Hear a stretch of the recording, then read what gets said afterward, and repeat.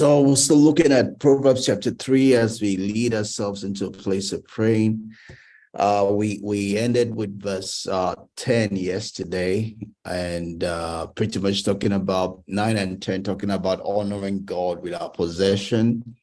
In verse 11, it talks about something that we see also in Hebrews 12, verse 3 to 11. And it says that, my son, talking to each of us, do not despise the chastening of the Lord, nor detest his correction. So it pretty much tells us the fact that God does chastise us. And we see that also in Deuteronomy chapter 8. And God says there were only two reasons why he took the Israelites through the wilderness. He said one was to show them what was in their heart, or to test what was in their heart. God wanted to prove them, as it were, whether they truly loved him, they truly wanted to serve him, they truly understood his person, they were truly committed or given to him. Someone will popularly say that a faith that has not been tested cannot be used. Anybody can say he believes this or that. The only what we truly believe is what we stand for when we go through the fire, right? Anybody can say, I believe in Jesus, so I will not do this, I will not do that. But the real test of the pudding, the real test of what we are, is what we stand for or we don't stand for, when it's difficult to stand for it. When it's easy, anybody can stand for anything. It's just like being a Christian, being born again is popular today. Everybody, I'm born again, no. But the real test of whether we're truly serving God or not is when it's difficult to stand for him, when it's difficult to obey him, when it's difficult to live by his word. Do we still stand our ground and say that we are for him, or we begin to compromise?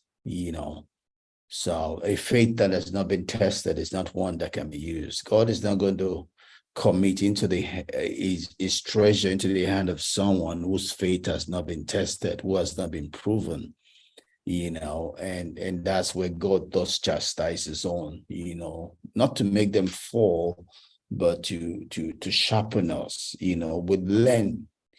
learn from the word. We also learn by experience. We learn by practicing what we know in the stream of life. It's one thing to have a head knowledge. It's another thing to have an experiential knowledge, living out, walking out that which we know.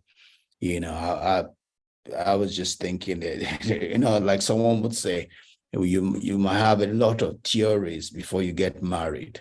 Most of those theories fly away, when you face the reality of living with someone who is completely different from you, who probably doesn't reason the way you reason, who probably doesn't understand you, who probably expect something from you that you've never expected of yourself before. You have to then throw your theories through the reality of life, and still be able to come out pure, still be able to come out unsoiled, still be able to come out, not compromising the things that you stand for. A lot of people go through marriage and, you don't hear that they're abusive or that, because their patience was tested. Their self-control was tested. And in those circumstances, it failed. They probably didn't plan for it to fail, but they got tested through the reality, the practicality of life.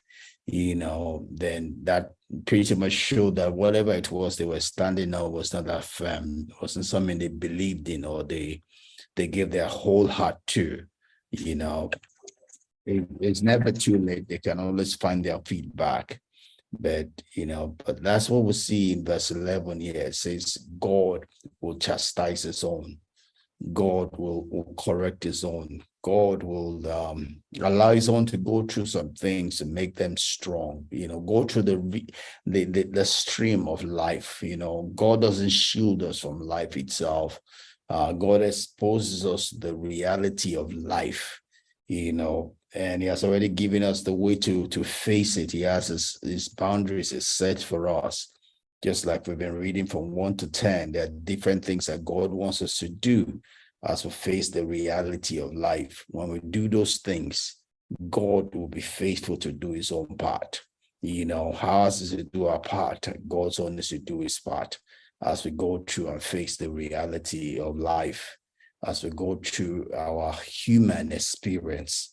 Again, 1 Corinthians 10:13 says that all of what we face are just mere human experience, and God will never allow us to face that which is beyond our strength, that which is beyond our capacity, and even in doing it, he will always make a way of escape so that we can bear it.